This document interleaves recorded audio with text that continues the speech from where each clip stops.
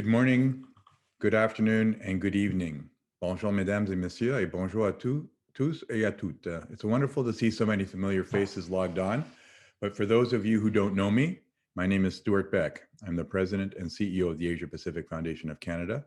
And it's my pleasure to welcome you today to this panel discussion on strategic foresight in Asia. First, I recognize that many of you are joining us from across the world, from multiple time zones and in both Canada and in Asia. I would also like to take this opportunity to acknowledge that the places Canadians call home are the traditional territories of many First Nations, Métis, and Inuit people. APF Canada is headquartered, and I myself am speaking to you from the unceded territories of the Squamish, Musqueam, and Tsleil-Waututh peoples. We are grateful to Canada's Indigenous peoples for their stewardship of the lands on which we live, work, and play, and we at APF Canada are collectively committed to the process of reconciliation. It's hard to believe it's been over a year since the beginning of the pandemic and the massive disruption it has caused across the globe. COVID-19 surprised many governments who found themselves ill-prepared to respond to the massive social and economic disruptions of a pandemic.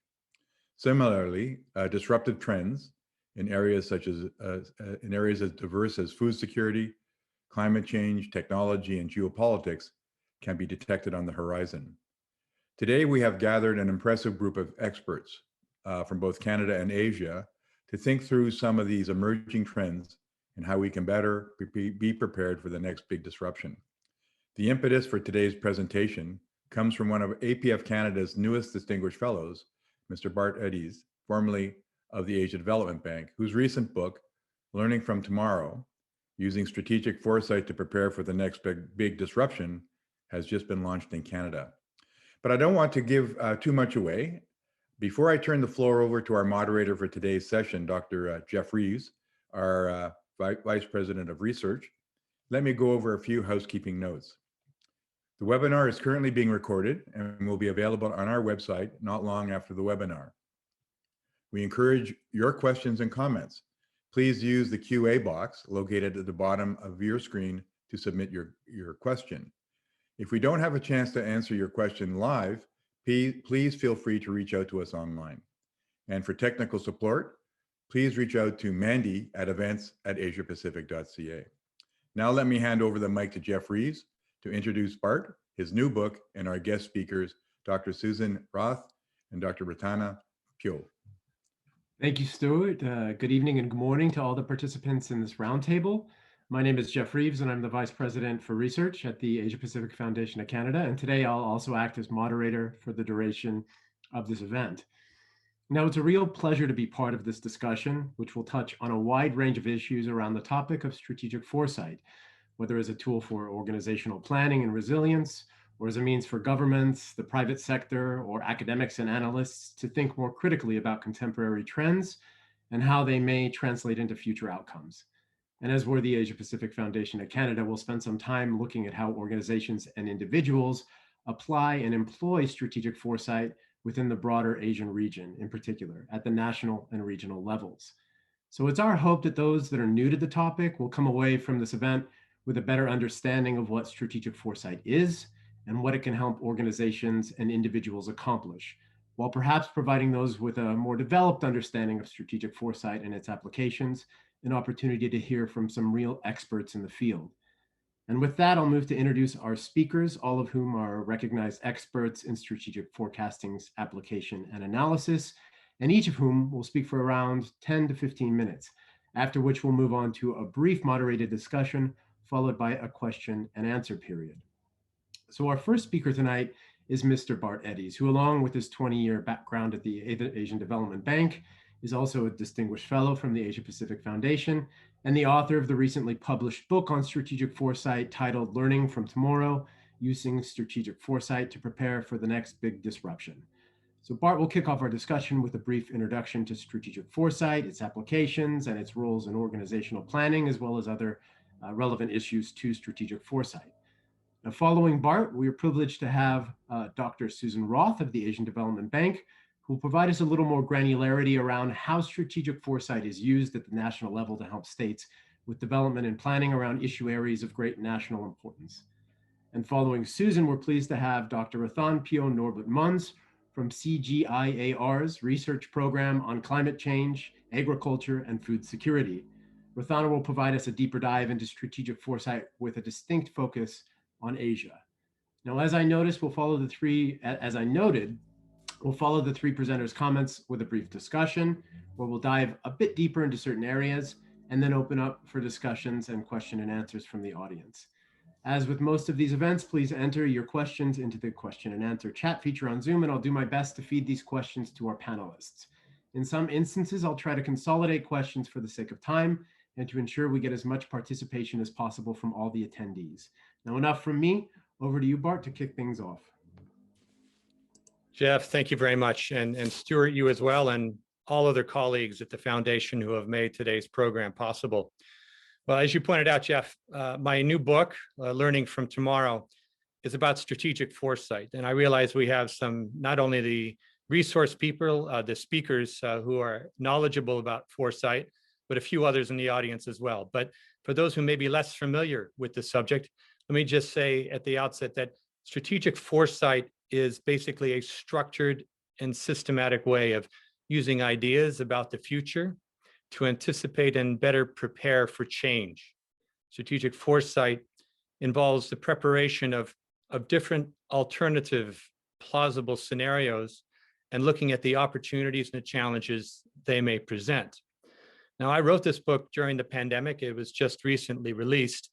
And the reason I wrote it, well, there were a couple. One was we had just seen all of our plans and strategies completely torn apart by the crisis, by the health crisis and economic crisis, the social crisis. So the best laid plans were no longer useful to us. And I thought before organizations, whether they be in the nonprofit or the profit sector, or whether they be government agencies, began drafting their new plans and strategies for the years ahead, that they begin to apply strategic foresight and incorporate learnings from that into their new plans to make better plans.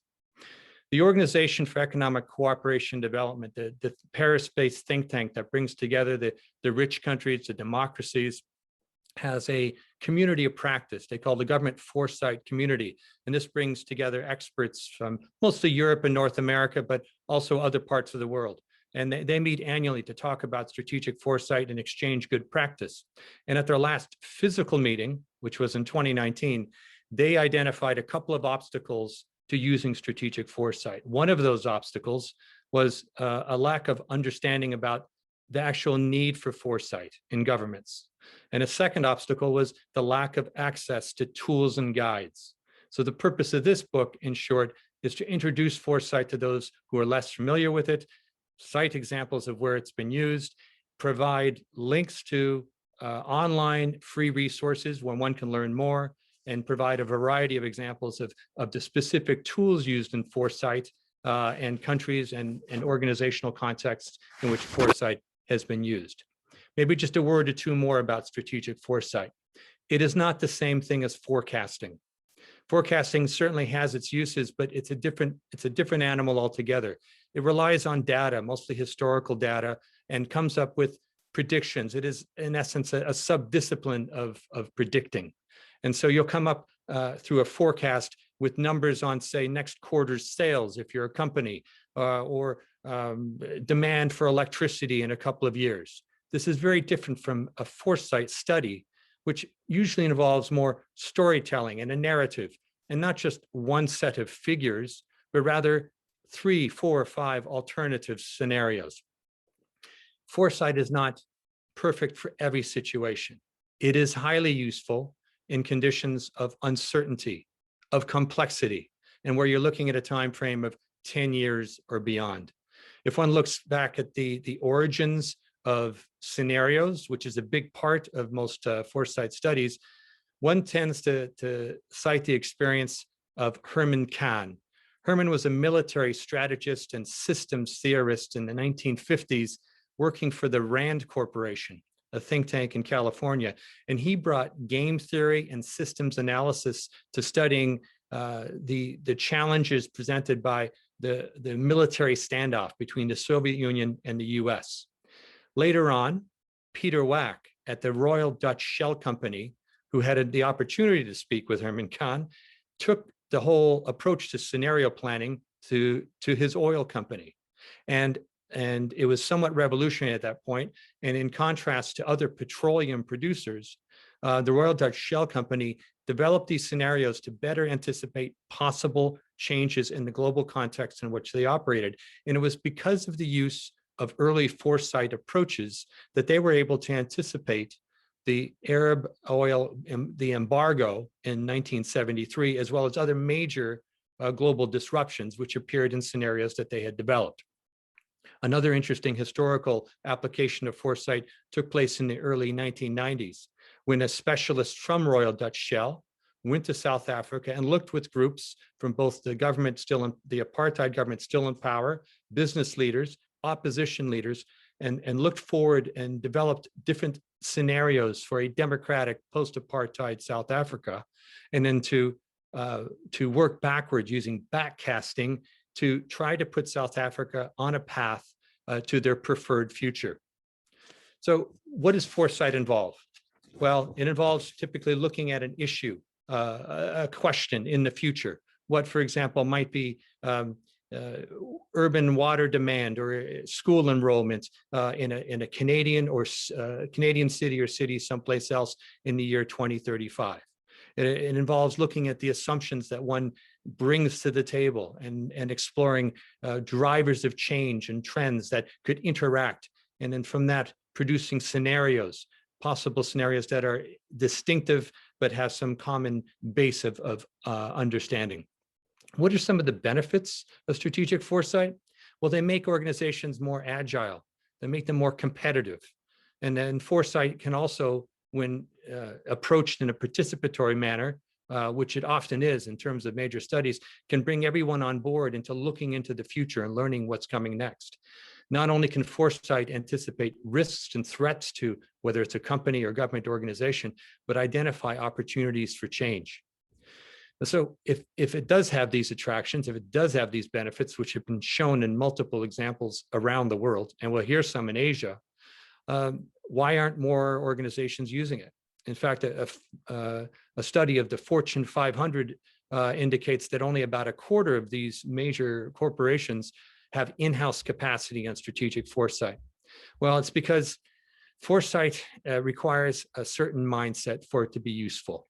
You have to be ready to discuss possible change, including very unnerving change. As you look into how trends can interact and produce results that you can't imagine just on the surface from today's perspective and with your given assumptions, this can be very discombobulating, especially as you look at the consequences for your organization. If it means, in the case of a business, shifting your production and what your mission is and what your products are. And if you're a government agency, government agencies generally are not seen at the cutting edge of change. There are, of course, exceptions, but they're not as nimble as smaller companies and startups and such, and companies that rely on, have to live by the bottom line. So governments and public sector organizations at the international level tend to be a little bit more risk averse.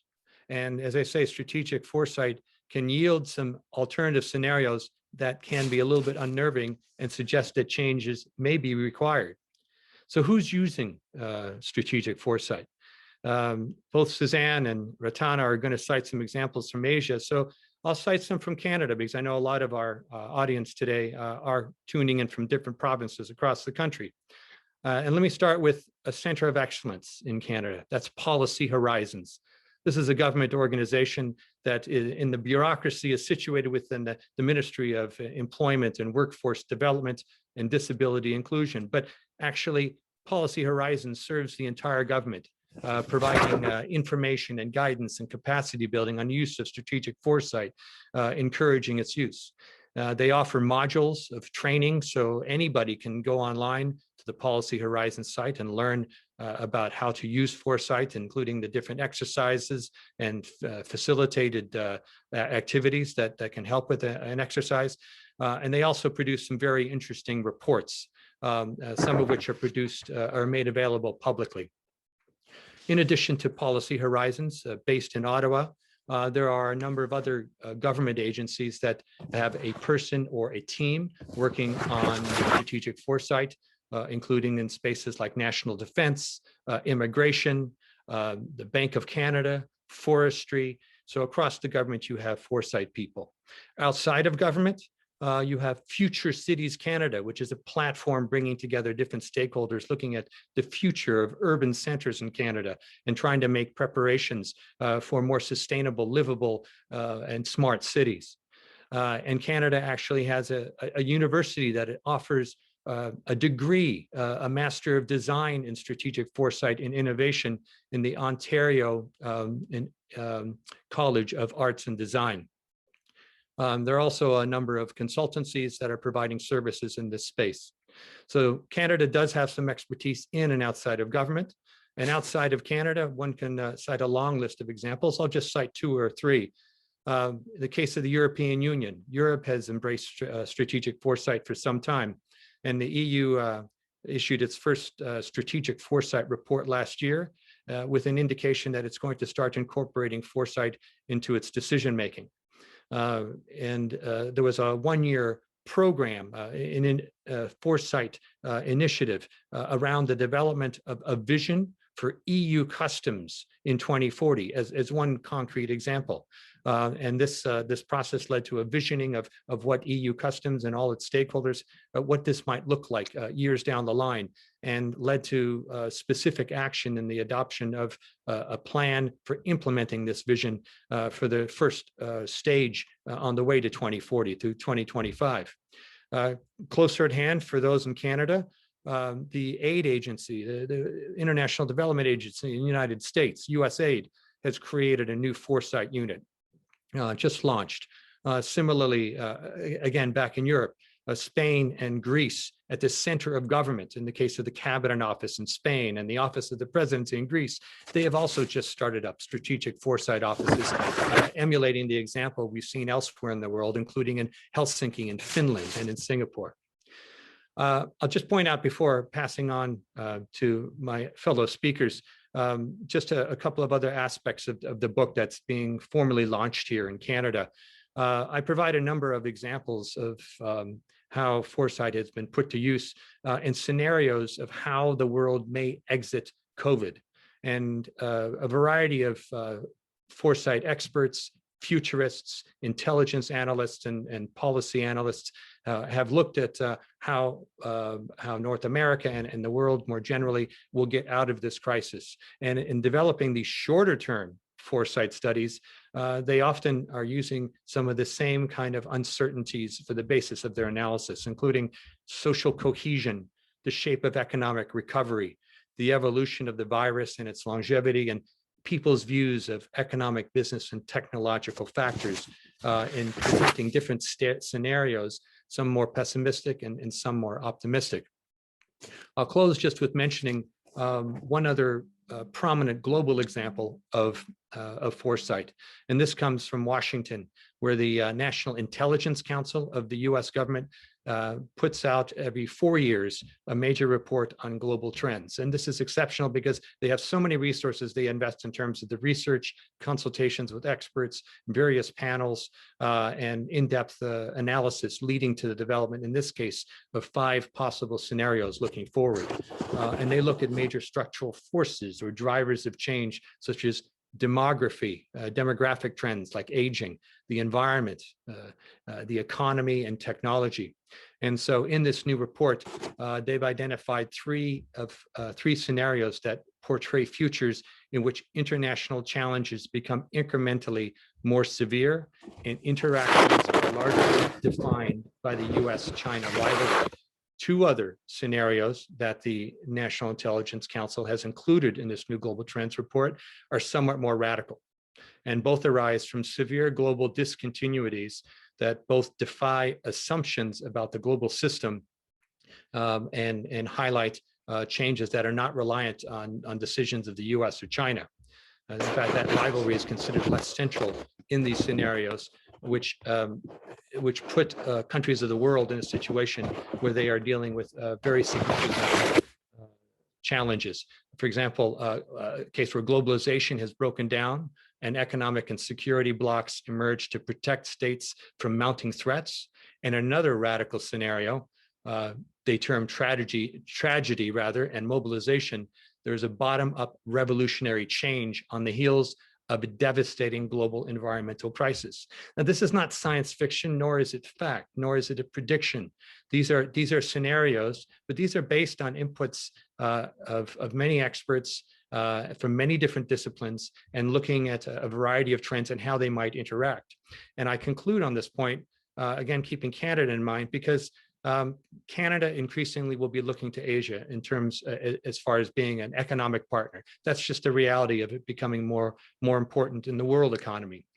And so if these types of scenarios position, for example, China in a very prominent place and highlight various risks involving globalization and possible environmental disasters, this is the sort of thing that Canada needs to be attuned to and to prepare itself for. And by using strategic foresight more extensively, it can build resilient plans. It can incorporate awareness of future possibilities in long-term strategies and build a confidence to interact in what is certainly a complicated world that will be increasingly challenged by technological change and other major drivers of change. Thank you, Jeff. Thank you so much for such a great introduction to the overall concept of strategic foresight. Over to you, Dr. Susann Roth, to kind of elaborate a little bit more, perhaps provide us some scenarios, some examples of how we can see strategic foresight in practice as much as we can see it, you know, as a tool based on some of the theoretical foundations that Bart was able to point to. Thank you very much, Jeff, and thank you, Bart, for this great overview and summary of your book and what future thinking and foresight is.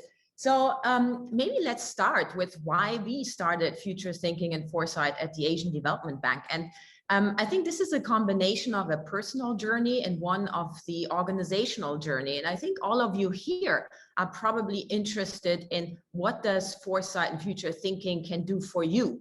There are three elements to it. Number one, it can help you personally to understand what is your level of agency in the world. How can you create a future you want for your children and for yourself? How much are you actually driven maybe by more perceptions of destiny and pessimism? And where is your level of agency and optimism? I think that's very important to understand for all of us who work, especially in government organizations, think tanks, or in multilateral development banks. I started Futures and Foresight in 2014 when we developed ADB's new operational plan for health. And at that time, ADB wasn't very strong in the health sector. We were kind of slowing down our investments there. So I needed a tool to understand what are the opportunities for ADB in the future to do health sector work and to be relevant in the health sector. So it served us as the bank tremendously to understand future opportunities in digital health and regulation, which is now very relevant for vaccines and pandemic financing and so on. So we used it at that time as a tool to create a new operational plan, create new opportunities in a sector that we wanted to expand on. So this is one example of organizational foresight. At the same time, what we also did is we start to think about how can we use future thinking and foresight to engage differently with countries. And I'd like to see, you can maybe bring the next slide. Next one. Yeah, so this is in 2018, we started a small demonstration project where we said, how can we engage with our developing member countries differently on future and foresight and discuss with them what kind of scenarios have they in mind for their development plans? How can we create a multi-stakeholder participatory approach with governments, and then maybe look deeper into sectors. And this was highly fascinating because, for example, in countries like Timor-Leste, we worked with the entire cabinet and then we dive deeper into the water sector and try to understand what are future scenarios for the water sector, what are constraints. And what it enabled was it enabled government counterparts to speak honestly about threats and potential scenarios which weren't so positive and try to tackle those. In countries like the Philippines, we were involved in supporting the setup of the working group on the Sustainable Development Goals and Foresight in the Senate. So this was more of advocacy and awareness raising. And this is now an established part of policy making, trying to future-proof policies that are being discussed at the Senate. In China, we had extremely interesting discussions about the future role of ADB. And I'll show you some examples of that later. In Mongolia, we had interesting workshops with media, where the media said, well, as media, we should actually be involved in future thinking and foresight and show scenarios to the public and then get more buy-in from our citizens and civil society so that we can make politicians accountable to a certain future that the citizens and the population really wants. In Kazakhstan, we use future thinking and foresight to look at completely new industry areas. And I want to mention there also another working paper that we have done, and that is about foresight for developing vertical industries. And I'm very fascinated with that topic right now. As you can imagine, many governments now are under enormous pressure to continue or to restart economic growth. At the same time, you don't want to continue with an exploitative economy. You want to have something that's nurturing, sustainable. So now we have to identify these opportunities. How are you going to do this? What are the industry verticals we can build? So that's an area we are looking at in Armenia with the Ministry of Economy. Very fascinating. We are combining future thinking, foresight, mission-driven economy development, and vertical industry development. So all of these are closely connected as we are moving into a new space of hopefully of society. So if you can see the next slide, please. So obviously you might say, well, if the Asian Development Bank still, the priority is very much as an infrastructure bank. So now you come into a country and you have this kind of general future foresight discussion, where you bring together dreams and visions and the impossible and maybe the possible. What you're going to do with that? So we said, well, we really have to look at specific issues, as Bart said, or we have to dive deeper into sectors. So we started a study with the transport sector last year, where we are looking at a future scenario in the transport sector. We identified in the regional studies trends, visions, scenarios, principles, because I think when you work in development organizations, often we come with a certain level of super optimism, right? Even if you look at Strategy 2030 of the Asian Development Bank, it looks like we can achieve everything, prosperous and sustainability and equity, and even the Sustainable Development Goals talk about it like this. But in discussions with experts who have been involved in developing those, I think we realized we never really discussed the trade-offs. And the trade-offs is something you also don't want to necessarily discuss as a multilateral development bank, but future scenarios give you the opportunity, the safe space to talk about trade-offs, because everyone is allowed to have a maybe pessimistic view of the future, maybe one more optimistic one, and maybe one that is like your ideal scenario, your dream future. And I think that's what I really like about it. It allows everyone to participate, allows everyone to raise concerns, and it enables creativity in a space that is often very much driven by data and facts and numbers and money and disbursements. So anyway, back to this study on transport. So this is what will come out in the next couple of months.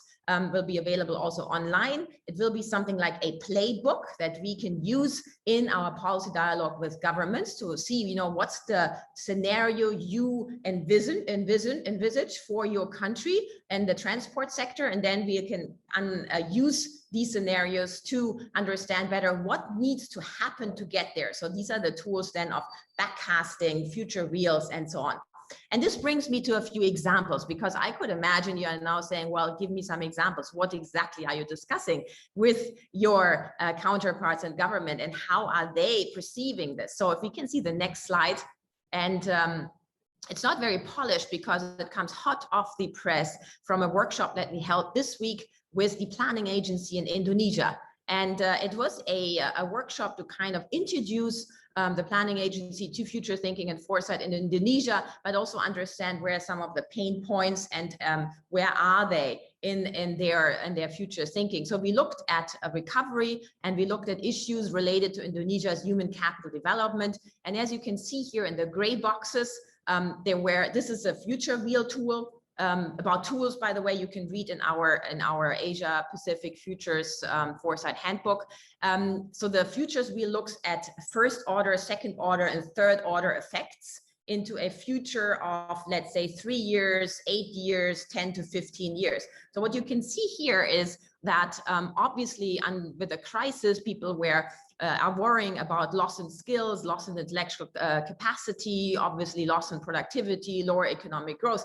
But at the same time, there are emerging issues, and they are sensing that maybe it's a source of different learning. It's a source of different consumption of teaching. Maybe it's the end of the traditional education model. Maybe we shouldn't invest in more campuses and universities. Maybe we think about something like the Uber of education, and maybe this leads to a different kind of creativity, and maybe it brings Indonesia on the map in developing, new games, new technology, software products, and so on. And this could then lead to a higher level of diversification and, of course, innovation and so on. So these were created the space when we held this workshop, created opportunities for government counterparts to have these ideas, express them, put them on paper, and put a bit more meat on them in scenarios. Next one, please.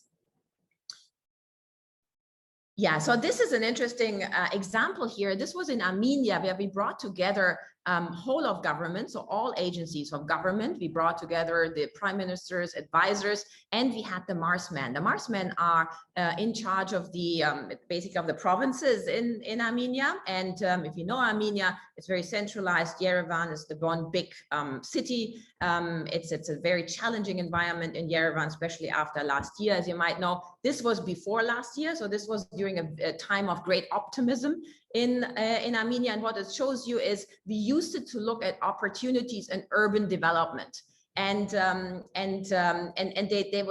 they wanted to see, this is the radical change scenario at the bottom, is they wanted to basically create this paradise in the Caucasus, where you have this dream city, which is fully electric. It's ideal for living. They would house the digital nomads. It would be fantastic for startups, and it would be this healthy urban infrastructure that they wanted to create.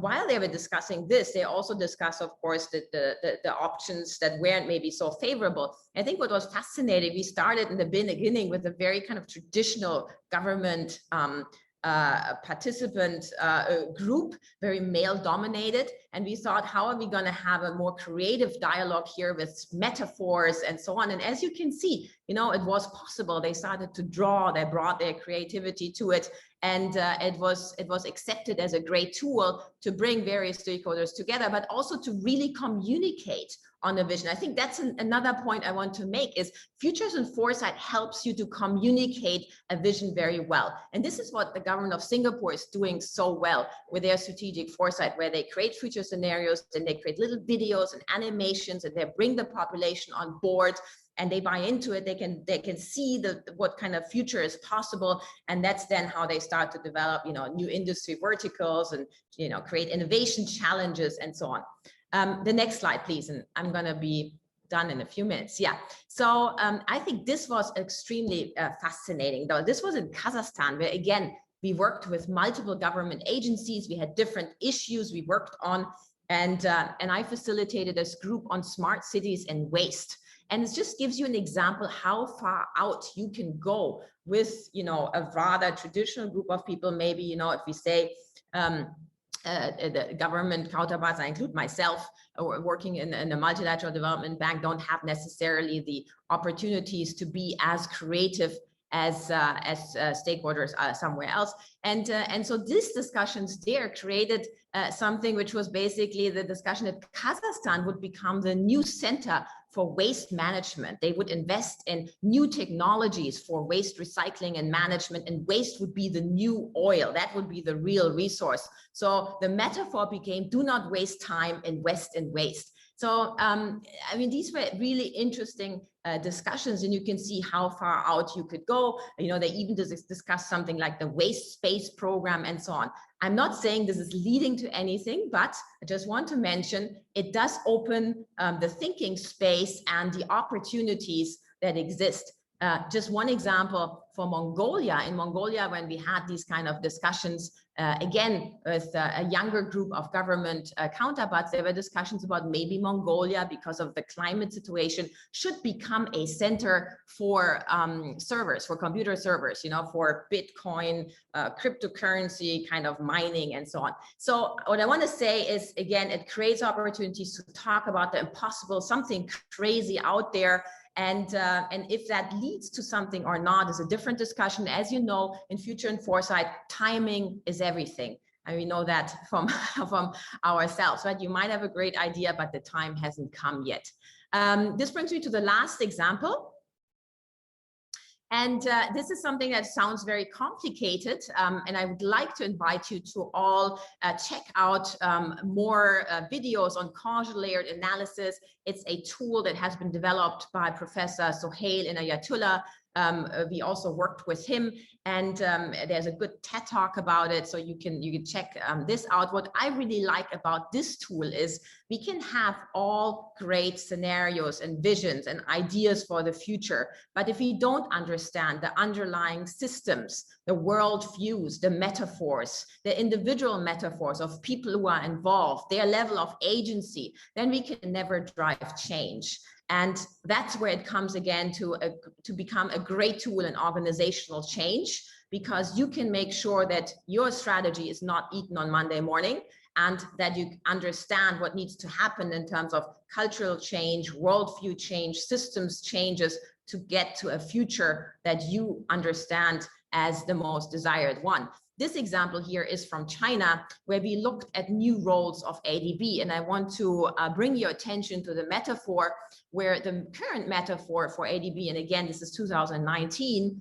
this has hopefully changed now, is with 2019 was knowledge on a leash. ADB is an infrastructure bank, access to low-cost financing, but knowledge isn't unleashed yet. Where the transformed ADB, the government counterparts wanted to see was knowledge with wings. So you going to high-quality, sustainable results, knowledge solutions, and of course, Future and Foresight is part of that set of tools that need to be deployed to really understand what kind of knowledge is required to achieve this desired future. One last point, again, in Asia, I think Future and Foresight has existed for a very long time. I understand that Rathana will talk about it.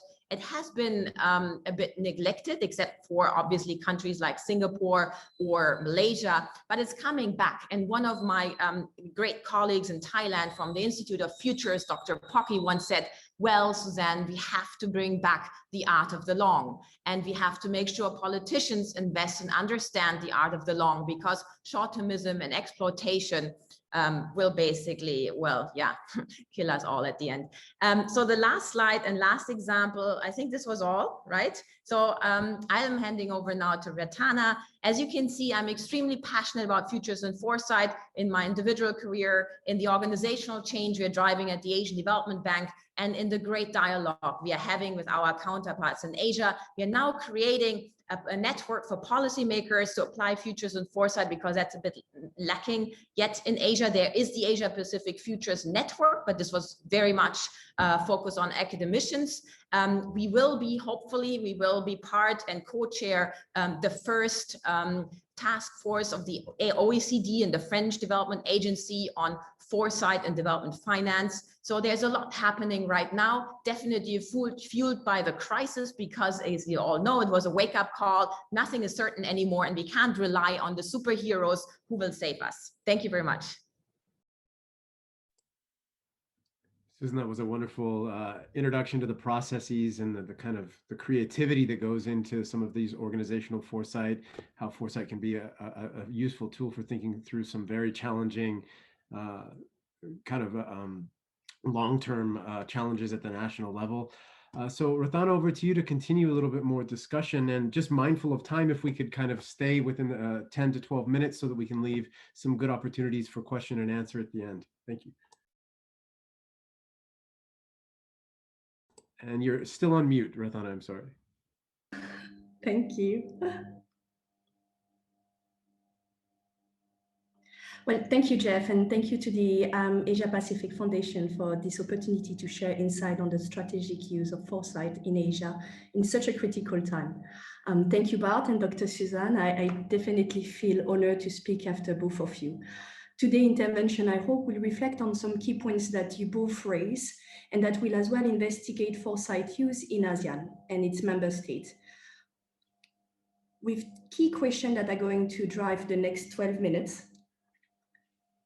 What are the ASEAN future? What are the main future of the ASEAN future food system? What do we mean, us individually or governments, when they're talking about a future food system that is going to be healthy, resilient, efficient, sustainable? What do we really mean by inclusive food system in 2030, in 2050? Can someone here in the audience can close their eyes and project themselves 10 years from now, 20 years from now, and already see what the world is going to be?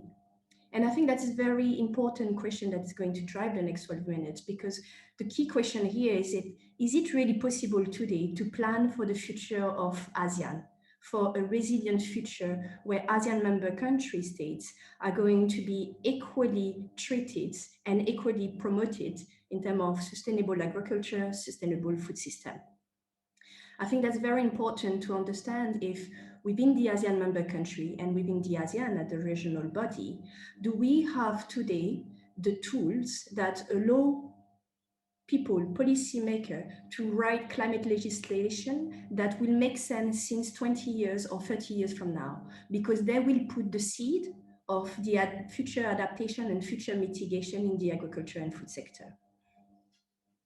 Allow me here first to set the scene. And I think it's very important that we really understand that the talk of today is really about strategic use in the ASEAN member states country, as well as on the main focus, which is the food system and agriculture policy related to that. To set the scene first, I think it's very important to reemphasize that ASEAN is home of 655 million people, which when you compare to Canada in 2020 is 37.7 million people. ASEAN is one of the world's fastest growing economy. And if ASEAN were just one economy, it would represent the 5th largest in the world. It's Canada's 6th largest trading partner, with trade and investment that are expanding quickly, not only in terms of volume of goods, but across sector, including agriculture and agro-industry. Myanmar and Laos have the largest share of agriculture product in total export, 24.3% and 23% respectively. ASEAN member states range from those that are heavily dependent on agri-food imports, such as Singapore or Brunei, and those that are significantly self-production of many food items, such as Thailand, Vietnam, Malaysia, and Indonesia. When you are looking to the land use of agriculture and forestry within the 10 ASEAN member states, 79% of the land use in Southeast Asia is for agriculture and forestry, with 30% that is just dedicated to agriculture. So placing the context here, the key driver, and looking at those different facts and data, really for some of the policymakers, stress them, challenge them every day, because you have to think beyond one sector. You have to think not just about agriculture, productivity, trading, import and export. You have to think about land management, resource efficiency. Another point that I really want to add here is the regional GDP share of agriculture in the ASEAN is only 10.2%, and it has been decreasing. But the work phase in some of the ASEAN member states go up to 61% for Laos, for example, 37% in Vietnam, and 34% in Cambodia. Agriculture is not just one sector, it's a critical livelihood for smallholder farmers. It's both a driver of economical growth, but especially of poverty alleviation. If we don't put the game of agriculture today in the ASEAN, we will most probably lose the game related to poverty alleviation. So when we talk about change, shock, or crisis that can affect the agriculture sector here in the ASEAN, and in general their food system, those shock, those change will not be felt only in this region, and it will no doubt affect as well the different partner region. Little reminder here, because I know that most of the people in the audience are from Canada. Canada is a trade partner of the ASEAN since 44 years. When we look at the future of the ASEAN, we're looking at a population growth that is projected to be 717 million to be fed by 2030, which is within the next 8 years, more than 100 million people to feed extra.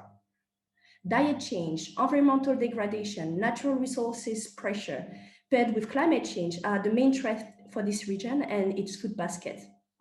Southeast Asia is a region that is both rated as one of the most vulnerable regions of the world to the impact of climate change, but as well, many of you may not know, it's as well one of the most rapidly increasing region emitter to greenhouse gases. At the ASEAN level, at the regional level, the acknowledgements of those challenges and opportunity are there. Tackling climate change, agriculture, and food security are a part of most of the legislation since the beginning of 2000s, way much more before the Paris Agreement. The ASEAN leaders themselves have issued multiple declarations related to climate change at the summit, but as well, recently at the COP23, came with the first common agriculture position of the 10 member states, which is a major achievement. I think that is something that we need to look at, and we really need to understand why the ASEAN are capable to think, vision, future related to climate change and agriculture for 10 different countries. How could they actually build a vision where people can adhere and think about that kind of desired future, possible future?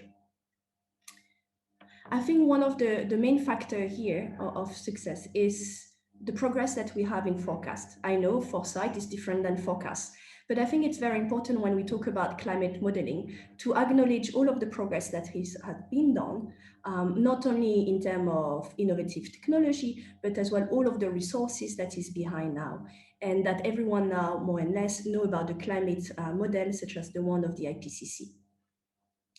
However, and I really want to argue here that those products, those forecast work related to climate science and climate projection cannot stand alone.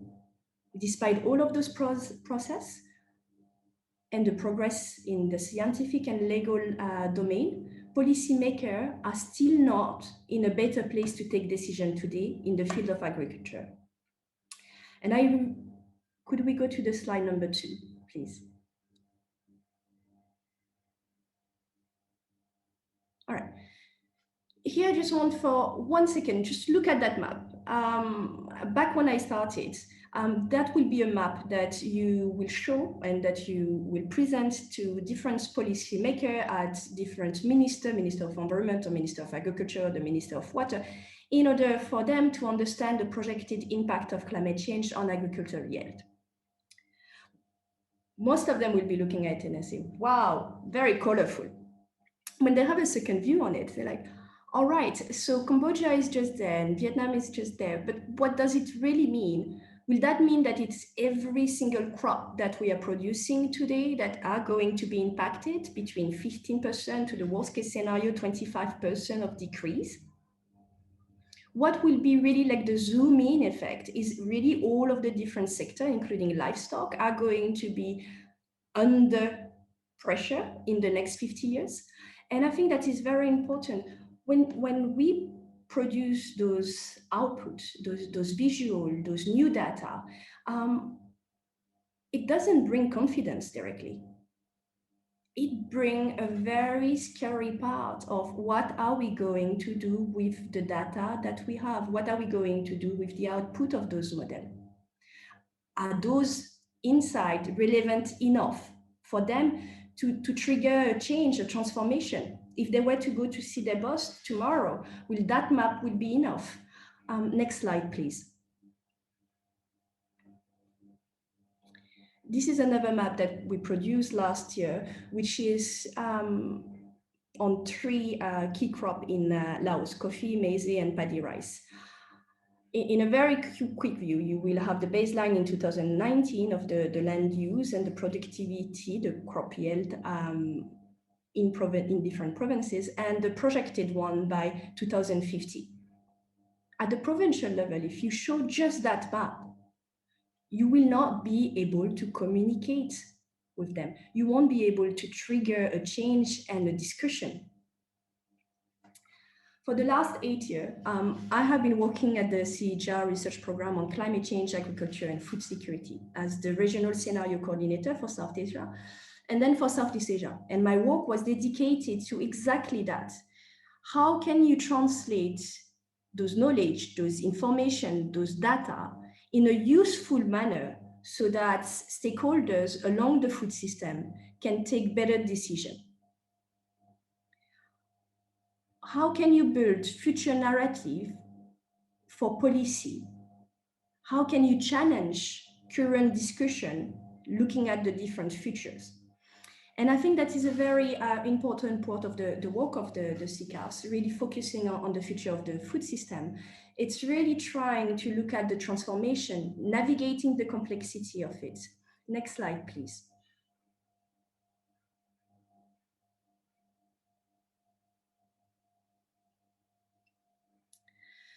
So since 2010, I have been a part of the CGIAR work. And I think like one of the main misconceptions that we had at CGIAR at first was that decision maker will not buy in this process, that it was too innovative, too creative, and even too loose. And seriously, we were deeply in our wrong. As Dr. Susann said, the foresight culture exists in most of the ASEAN countries. Foresight has been in action and used in ASEAN since decades now, a national and institutional integrated way, like in Singapore for the last 42 years. In Vietnam, since 1986, we can trace foresight use in agriculture and land management, officially in 1999 with the first unit of foresight studies. At the ASEAN level, and I think it's very important to look at this long history of foresight practice and use within the ASEAN as a region, but as well in the member states. But at the ASEAN level, the concept itself of resilience was introduced in 1976 in Bali, 46 years ago. So when my work and the work of CGIAR within the two regions have been about developing participative scenario and socio-economic scenario, those were necessary steps alongside with the climate scenario on agriculture and the future of the food system. And it has been a strategic tool because it brings both a better understanding of the past, of what happened in the past, what are potential present, depending about who you are, if you're a farmer, if you're a policymaker, if you're a trader, if you are a youth, so bringing all of the richness of the different perspectives, but as well looking at potential future, not just potential, but plausible future, not just one that is the likely future as the one that is presented normally when you do a forecast work, because your model is going to show one development of the future. This is not the likely future we are working on, and that's not the one that we are working with the policymaker, but it's the one that is the plausible one, the one that might just change, and that, yes, you can have some trigger of change, driver of change that you can already more or less view today. Different perspectives are going to support that, but the future itself, it's unknown.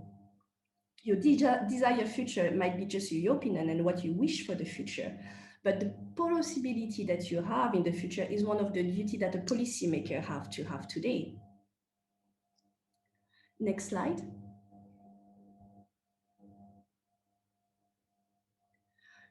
This slide just focus on the different work that we have done recently, like in Laos. What you see on the left of the screen is different axes of scenario related to land use and agriculture in Laos. This work is very interesting because we are working with the Minister of Agriculture to support the land use policy, a land use policy that will be both at national level with a vision 2030, but as well at subnational level and at village level. Those scenarios are based on different key drivers of change that have been identified by the participants. And we have 16 set of scenarios that we are using and working on when we are developing and reformulating different plans at provincial and village level. My thing here is that the scenario work and the socio-economic scenario along the climate scenario have been a strategic tool. And I really feel very confident to say that we were capable to build common vision, to test policy, to strengthen formulation of new emerging policy that are more synchronized with other ministry goals. We created as well some strategic partnership, make people meet each other. And I feel very confident that that kind of work have an extremely important social value and cultural value. However, next slide. The main challenge, and Dr. Susann already talked a little bit about it, I think the main challenge is to define the scope, the use, and the next user of the Foresight work. Over the last 10 years, what I see is a profusion of different technique, of different type of foresight work, especially related to climate change and agriculture. I see a lot of confusion between forecast and foresight. I see climate modeling being as well socio-economic modeling. And I think that is very dangerous. I think that one of the most important parts of the foresight use is to definitely, as a first step, define the scope of the work, who is going to use it, and who will be the next user. Scenario, the output, and again, I refer to Dr. Susann, but as well to the book of Bart. Scenario are not to be dust catcher on a shelf or in your office or in my office, but they really should keep you awake at night. They should challenge you both intellectually and emotionally. When I met some people that participate to our regional scenario process, and still they can, 5 years after, they can remember the title of one of the scenario, Buffalo, Buffalo, or the land of the Golden Mekong. This is for me a main impact emotionally and intellectually. We were capable to drive a mindset change, a mindset shift. And I think that is where I like to finish my presentation. As Dr. Susann already said, the scenarios that are developed are a real space, a flexibility space where you can test policy option, that you can provide a no regret option, which is not a zero risk option. And I think that is a very important tool for policymakers, especially in the field of agriculture, adaptations, and mitigation. Last slide.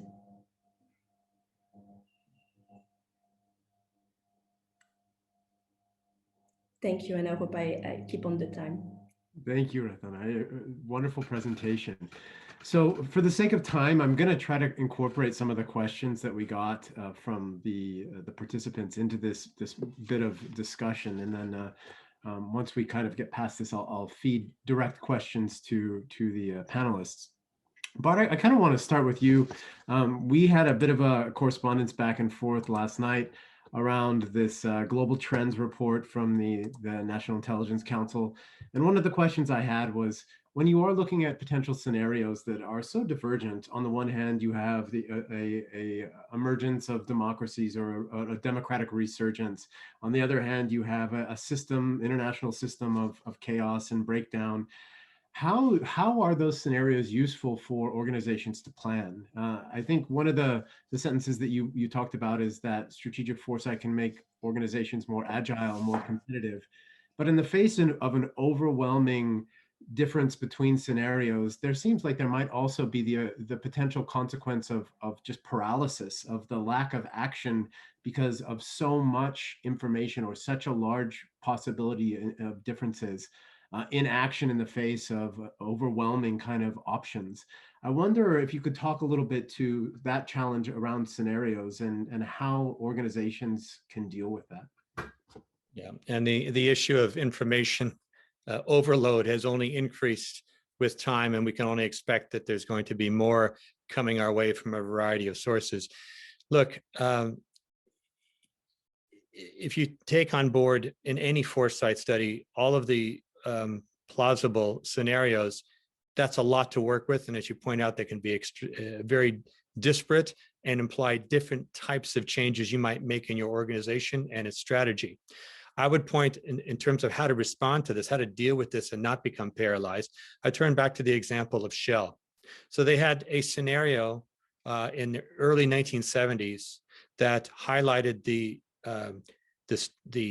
market influence of key producers of petroleum in the Middle East. And just one of the scenarios anticipated that one of these days they'll realize that and use it for political purposes and constrict the oil made available to their purchasers and drive the price up. That wasn't the only scenario. So what Shell did is they looked at the different scenarios and they monitored, because keep in mind, Foresight's not what's going to happen next week or next a quarter away or next year. We're looking at a 10-year frame or more.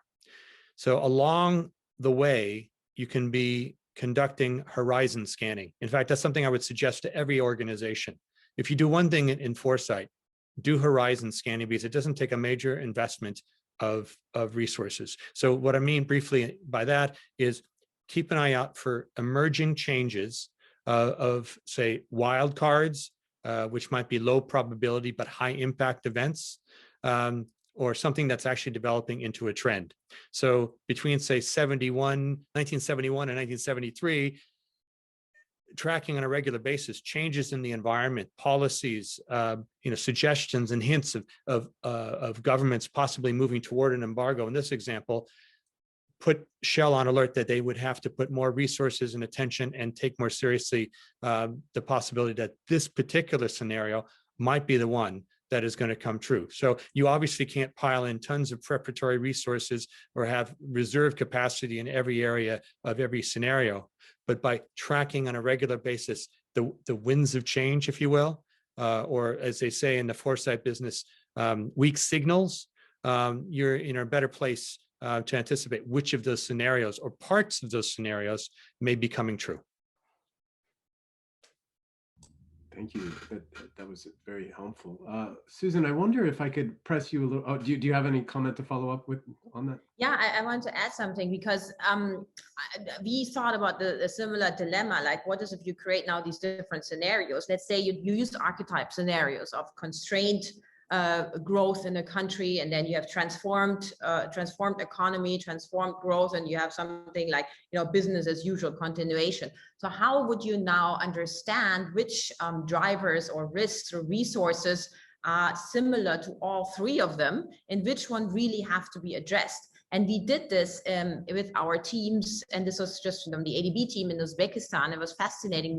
We did a social graph analysis and looked at similar issues, topics that were brought up in all three scenarios. And that basically then became the denominator to understand and say, okay, what we really should do is, number one, provide more flexible financial products. Number two, really invest in gender empowerment, because women would drive, the family structure and, education systems and, the societal values and so on. So really women empowerment. And the third one was the enabling environment for private sector, and how would you bring them in and so on. So this was all boiled down to a very few things. And that's, I think, what I really like also about scenario and then the social graph analysis. So there are tools to avoid that you are overwhelmed by the sheer depth or number of scenarios, because that brings you back to I have to start somewhere. And I think this is the fascinating thing that we are seeing now. And for me, as a public health expert, as a Foresight expert, as someone who works in transformation, the crisis is a huge shock. Right? I would have never thought that we would manage it in such a way, and that we wouldn't appreciate and understand the confluence of risks and the underlying weaknesses of systems, and that we are not yet really realizing that we have to invest in those now. yeah, to prevent the next one and also to obviously recover. I think that's where it also helps. It's all connected. Systems thinking, future foresight, understanding what is your mission, what are the opportunities, and that's the space I would say it fits in. And of course, realizing that the times of linear development are over. If they had ever existed, we don't know. We think. Rathana, do you have anything you want to add to that? No? Or yes? You're still on mute. Sorry. No, I would wait for the next question. Thank you. Oh, well, I'll ask you the next question then. One of the, I think, challenges that Susann raised in one of her scenarios, and that we've touched on, I think, in other parts of this discussion, is the idea of inclusivity, right? Or diversity and inclusivity in the foresight process, making sure that marginal voices are heard, making sure that there's a good representation of differing views within the process. Whether that's the integral approach, where you're trying to make sure that you have cultural representation, socioeconomic people from different socioeconomic groups within the discussion. How can you push forward a process that takes those considerations into consideration? In particularly in countries that are a bit more conservative than others with respect to gender roles and socioeconomic inclusion? It's a very good question, especially when we think about agriculture and that kind of missing voice of the women and this working force here. One of the first phase when we are planning a scenario planning and that process is to look at all of the different stakeholders that are inside that food system, all along the value chain, from the farmer to the person that is going to sell that in the market, to the person that is going to be in the agro-processing industry. Out of that, we're running what we call at CGIAR an influence mapping, a multi-stakeholders influence mapping. So for a couple of interviews with those stakeholders, we're going to ask them, who do you think is in the best position in 10 years to make the change that you need today? Not the one today, the one in 10 years. So we ask them to already project themselves and to look at already with what they know, what are going to be the champion, who are going to be the influencing body, not just the policymaker, not just the one that have money today, but already look at niche of different type of stakeholders. And by doing that, we integrate already like a new dimension of stakeholders, of participation, of people of the future as well. And I think that is really like a big point of our work, because from the beginning, 10 years ago, when we started even in Nepal and in South Asia, we integrate not only smallholder farmer, we bring them to the workshop for 3 or 4 days. We bring as well woman representative, farm representative into it. And I'm not saying it was easy. I mean, translation problem that they are shy, that they don't understand that, you know, the communication, they won't be speaking in a synthetic way, and you are rushing because you have only 1 day or you have only 3 days. How can you really explore all of those inside when you don't have time, especially when you have the pressure with different influence inside the same room, but you all want them to contribute together. And I have to say that, and I'm sure that Susann knows about, the first day is the most frustrating. You feel like you're going to die. You have so many voices in the same room, and so many voices that have different agenda, different future, different opinion. And it's only on the second day that you start unfolding, okay, everyone here have a space. Everyone here own the future. The future is not just yours. The future is everyone. If someone here can tell me who owns the future, well, I hope not. That's a very anti-democratic way. So again, I hope that I respond to that and give an example as well of how we work on CGIAR with dealing with foresight for inclusion. Thank you. Bart, Susann, anything to add to that? Maybe something on I like your point on democratizing futures, and this is something think that is being increasingly discussed. If we look at world models and systems we currently have, let's be honest, they are dominated by a very traditional masculine perspective of the world. So what I like about Future of Foresight is that you can see it, it is very much appreciated, especially by female participants. And there seems to be a preference there because they see this as an opportunity and space to bring in a different kind of thinking and maybe even in a different way connected and systems approach to thinking. Right, I don't want to generalize here across all men or women, not stereotyping, but I think we all agree, right? We are in a very patriarchal world, and our responses and so on are driven by that. So that's the other opportunity for future. So Hayden Ayatollah and Ivana Milanovic, they wrote a lot about democratizing futures and the bringing women's and of course also any kind of other stakeholders' views back to these future scenarios. So that's another opportunity, because I think what we often see, especially in also government agencies or in our own environment of development agencies, is group thinking, right? It's easy to just agree, group thinking instead of saying, something that's completely impossible or out there. That's the other beauty of it. So we have time for just one more question, because I think these are big questions and we're getting really good answers for them. The last one I'd like to touch on is the issue of scope. Now, you've talked about making sure that you have the right stakeholders and understanding who's going to be involved in the process moving forward. But when you talk about something like water in Timor-Leste, this is an issue that sits in the middle of so many different things. You have to address it with respect to, for example, industry, agriculture, public health, social development, environment and climate change, legal issues, equity, pricing. How do you understand where to draw the lines with respect to the scope that you bring to the forecasting?